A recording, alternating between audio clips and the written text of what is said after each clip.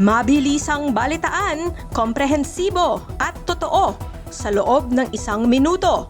Simula na ang Diskurso Tidbits. Lakson inilunsad ang Senate Blue Ribbon Committee hearing sa pamamagitan ng isang malutong na shut the F up. Matatameme nga kaya ang mga reklamador? President Marcos sinampahan ng kauna-unahang impeachment complaint.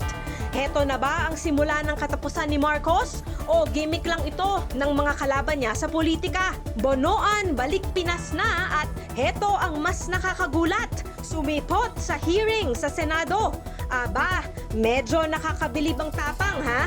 Giit ng EDCOM2, 10 taon daw ang kailangan para maisaayos ang Philippine Education System. 10 taon! Kaya bang maghintay ng ating kabataan ng ganyan katagal? Balitang mabilis, komprehensibo at totoo. Yan ang Diskurso Tidbits. Basahin ang tungkol sa lahat ng yan at sa marami pang ibang nakatutuwa at makabuluhang balita sa diskurso.ph.